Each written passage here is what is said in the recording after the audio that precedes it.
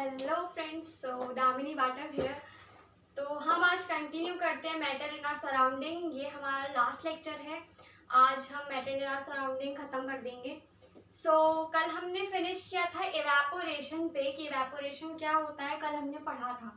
आज हम पढ़ेंगे इवेपोरेशन की वजह से जो कूलिंग इफेक्ट पैदा होता है, मतलब इवेपोरेशन कॉजेज कूलिंग इफेक्ट। आज हम उसके बारे में पढ़ेंगे, कुछ एग्जाम्पल लेंगे। हम स्टार्ट करते हैं, ठीक है। आज का टॉपिक है पहला, evaporation causes cooling effect.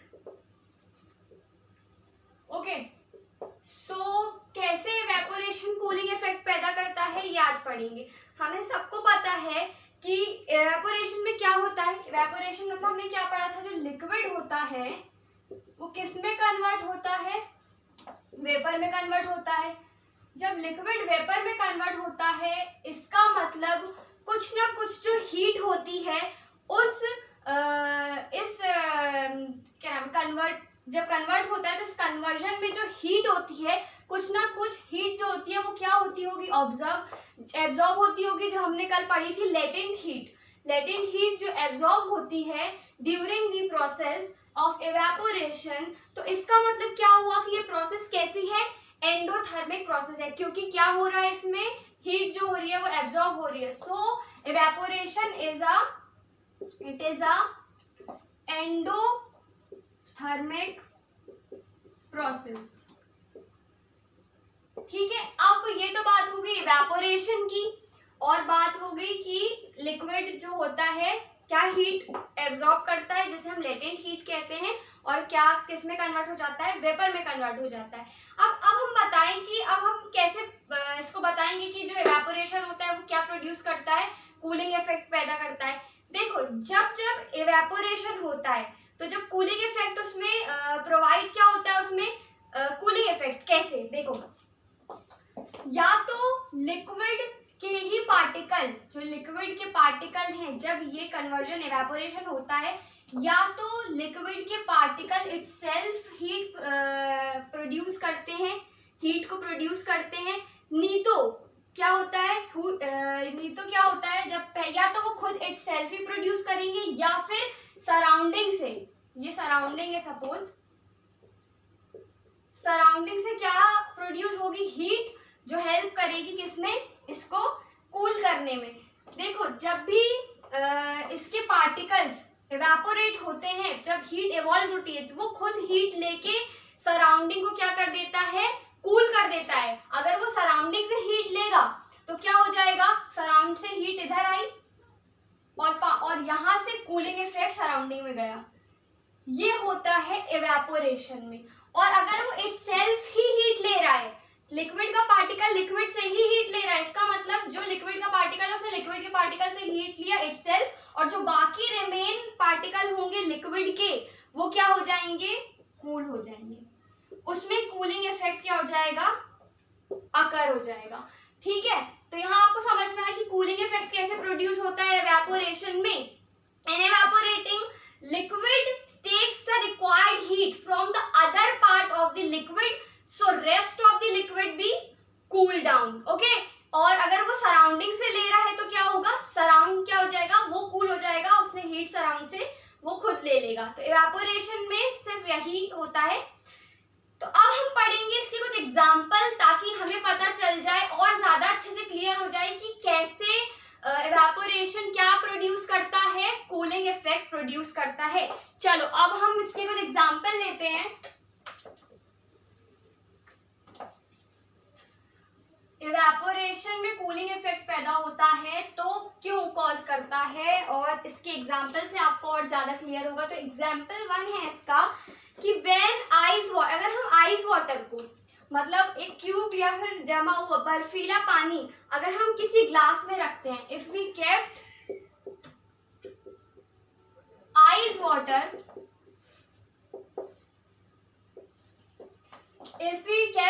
Water in glass, so क्या होता है, थोड़ी देर बाद आप सम टाइम के लिए आप रख दो water in glass for some time, okay, for some time. अगर हम थोड़ी देर के लिए ग्लास वाटर को रख दें तो थोड़ी देर बाद देखना ये जैसे ग्लास है, इसमें बिल्कुल आइस वाटर है।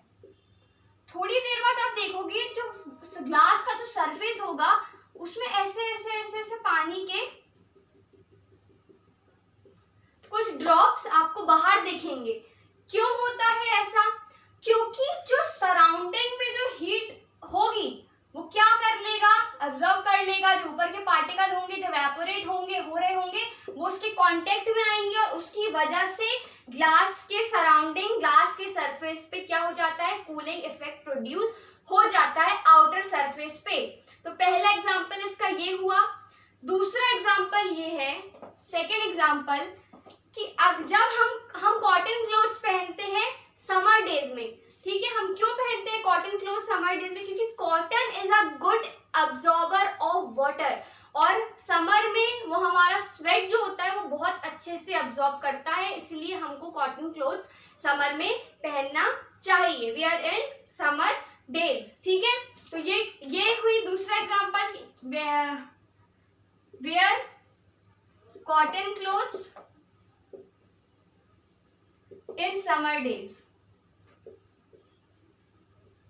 वो क्या करता है, हमारे स्वेट को, हमारे सराउंडिंग स्वेट समझ लो, सराउंडिंग स्वेट को जो कॉटन होता है वो क्या कर लेता है, अब्जॉर्ब कर लेता है, जिससे कि हमें ज्यादा गर्मी नहीं लगती और हमें क्या फील कराता है, कूल। तो हमें गर्मी में या समर डेज में क्या पहनना चाहिए, कॉटन के क्लोथ्स। अब थर्ड एग्जांपल है, देखा होगा आप सबने कि समर डेज में अधिकतर लोग अपने घर के सामने या ग्राउंड में, हम अपने आंगन में पानी स्प्रिंकल करते हैं, पानी डालते हैं समर डेज में। क्यों? क्योंकि अगर हम पानी डालेंगे जो हमारा सरफेस होता है, जो ग्राउंड का सरफेस होता है वो बहुत ज्यादा हीट अप होता है, क्योंकि समर का डे है, बहुत गर्म होता है और उसकी वजह से बहुत गर्मी भी लगती है। अगर हम उसमें पानी डालते हैं जो सरफेस हो जाता है, क्या हो जाता है, उसमें वाटर आया तो उसमें जो इवेपोरेशन का रेट होता है वो फास्टर हो जाता है, तो जल्दी जल्दी इवेपोरेट होता है और इवेपोरेट क्या करता है, कूलिंग इफेक्ट देता है, तो उससे क्या हो जाता है, हमारा एटमॉस्फेयर कूल डाउन हो जाता है, ठीक है। थर्ड एग्जांपल है, sprinkle water in open ground in summer season, in summer season, okay, so season ये हो गया।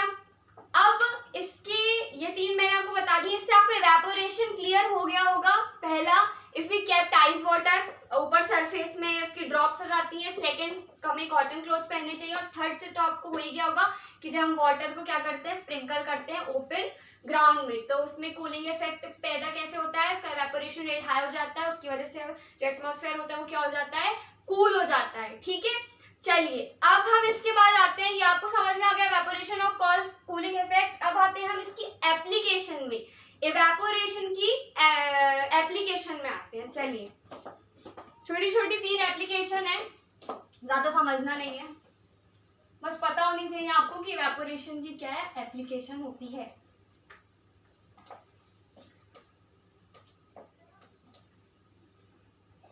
चलिए, तो इसकी पहली एप्लीकेशन है कि यही कि हम समर में ड्राइंग क्लोथ्स को क्या करते हैं, समर में नहीं ऑल सीजन में करते हैं, ड्राइंग क्लोथ्स को क्या करते हैं, वॉश के बाद ड्राई करते हैं, सॉरी वॉशिंग क्लोथ्स को क्या करते हैं, ड्राई करते हैं। तो पहली एप्लीकेशन होगी ड्राइंग,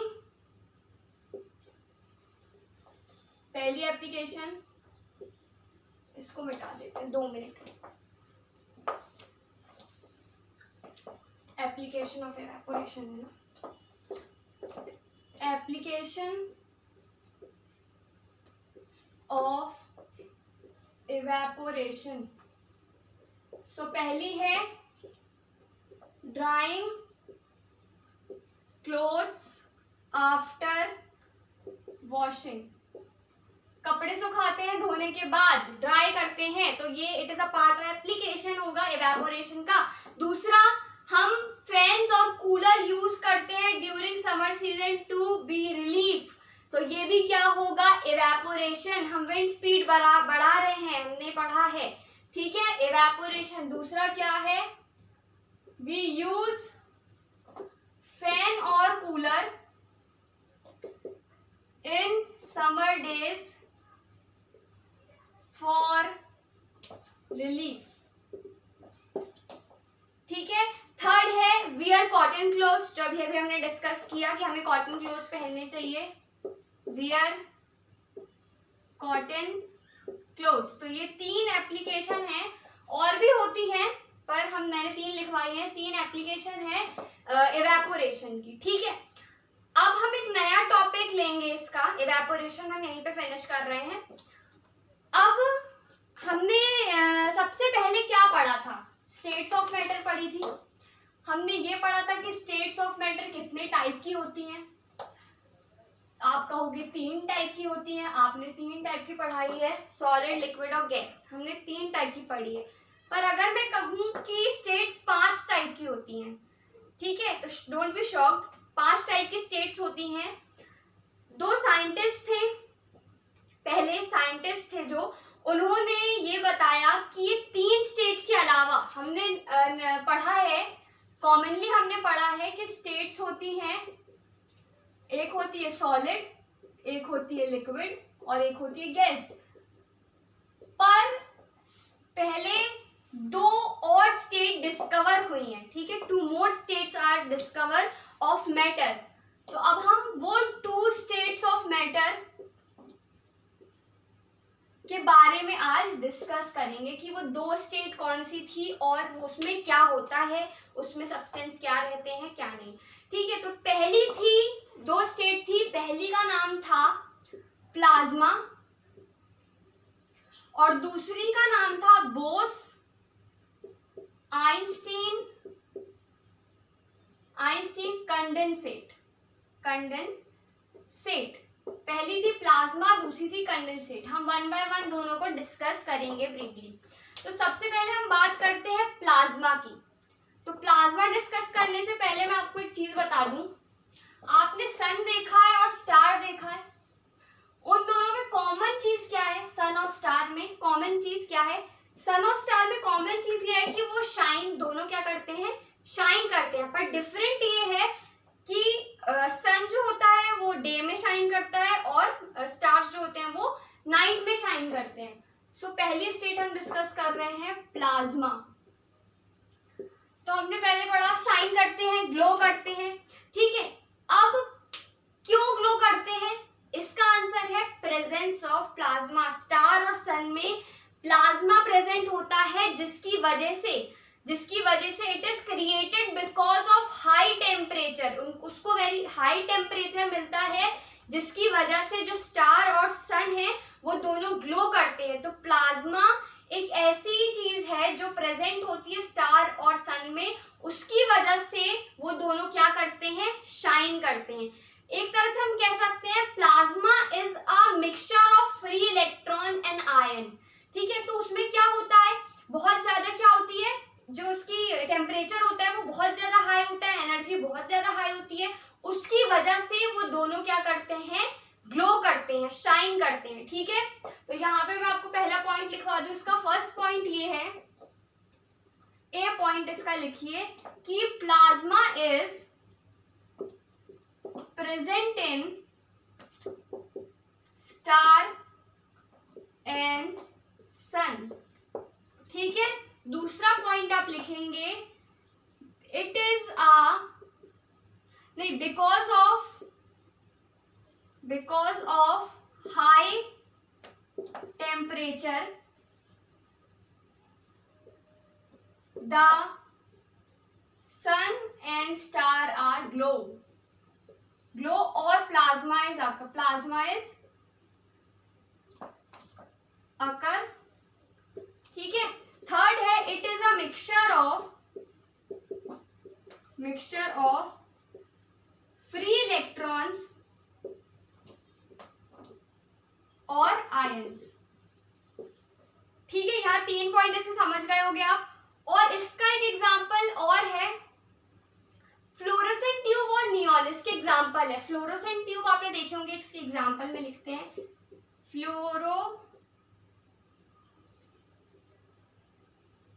फ्लोरोसेंट ट्यूब और नियॉन लाइट, नियॉन बल्ब, ये दोनों इसके एग्जाम्पल हैं। इसमें भी क्या होता है, फ्लोरोसेंट एक ट्यूब होता है, जब इन दोनों में इलेक्ट्रिक चार्ज फ्लो होता है, when the electric charge is, क्या मिल रही है उसे, एनर्जी मिल रही है, when electric charge is flow from it gloves, तभी वो क्या होते हैं, ग्लो करते हैं। ठीक है, द गैस, और एक चीज याद रखना, जो फ्लोरोसेंट ट्यूब होता है उसमें हीलियम गैस होती है, और जो नियॉन बल्ब होता है उसमें नियॉन गैस होती है। ये बहुत इंपॉर्टेंट है, इसमें क्या होती है, हीलियम गैस होती है, और इसमें क्या होता है, नियॉन गैस होती है। और because of these gases the gas starts what, ionised, जब उन्हें इलेक्ट्रिक चार्ज मिलता है, इलेक्ट्रिक चार्ज उनमें फ्लो होता है, तो वो गैस क्या होती है, आयोनाइज्ड होती है, और उसकी वजह से क्या होता है, उसमें ग्लो होती है, और जो लाइट उसमें से एमिट करती है, और जो लाइट उसमें से निकलती है उसका कलर डिपेंड करता है गैस के नेचर पर। ठीक है, तो यहाँ पर बात हुई हमारी, इसका आप स्क्रीनशॉट ले लीजिए या फिर लिख लीजिए।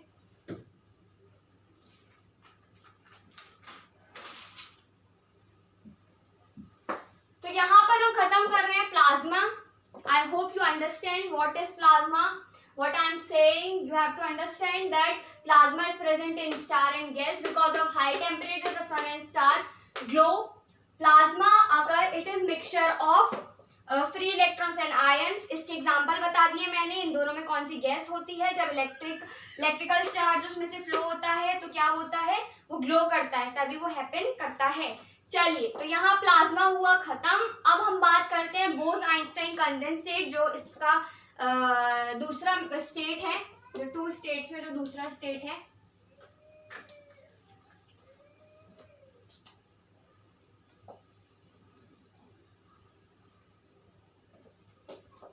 चलिए, तो बोस-आइंस्टाइन की बात करते हैं हम। आपको नाम से ही समझ में आ रहा होगा कि ये 2 साइंटिस्ट के नाम पर है,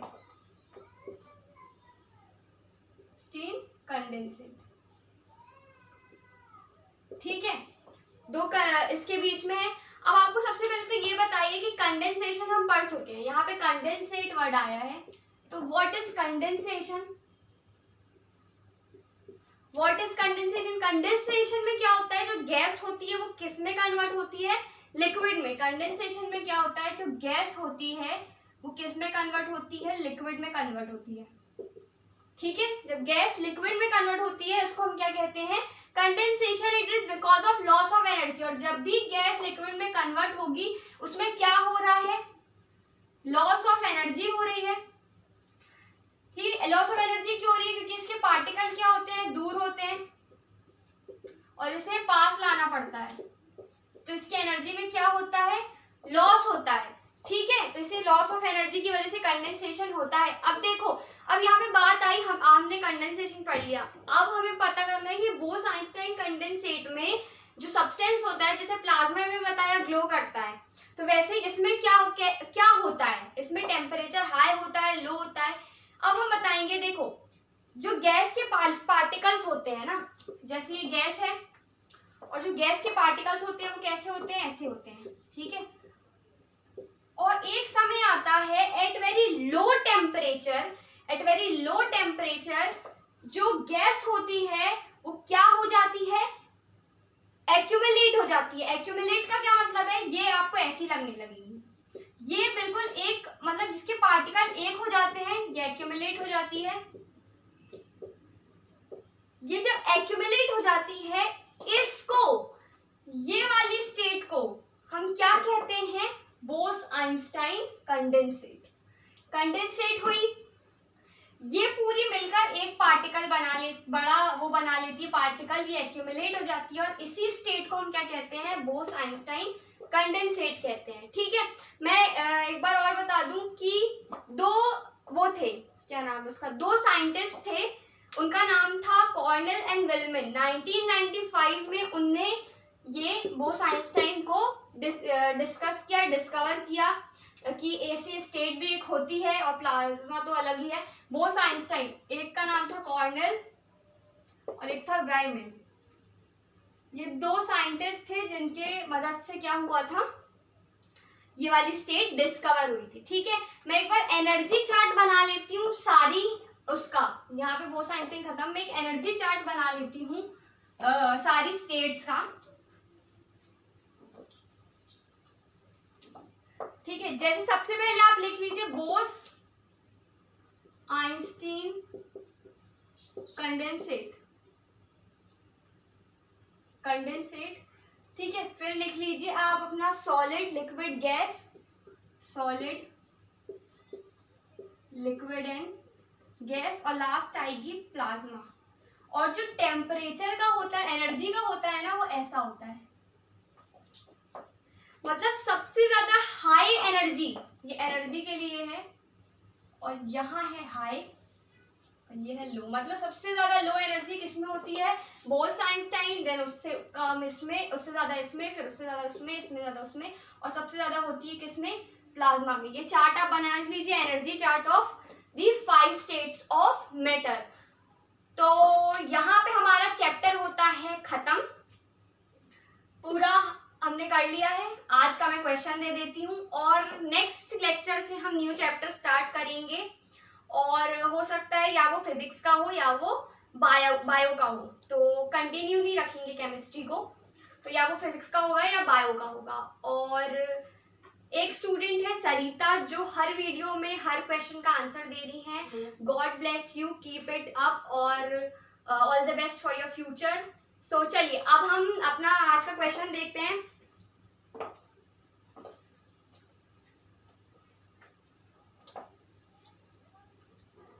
आज का क्वेश्चन, टुडेज क्वेश्चन,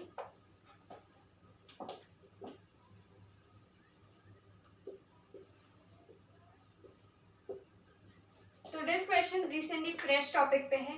ठीक है, चलिए, a fluorescent tube glow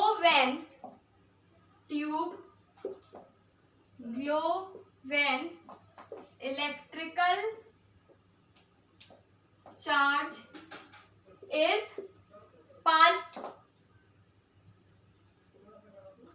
from it. Why? इसका गिव रीजन देना है आपको। ठीक है, so this is the question, give reason a fluorescent tube glow when electric charge is passed from it. So चलिए आज का हम यहाँ पे लेक्चर खत्म करते हैं। Thank you for the video and I hope you enjoyed and learned from it. Next आपके लेक्चर आते रहेंगे, और if you have any doubt according to this topic or any topic, comment in comment section. Thank you so much.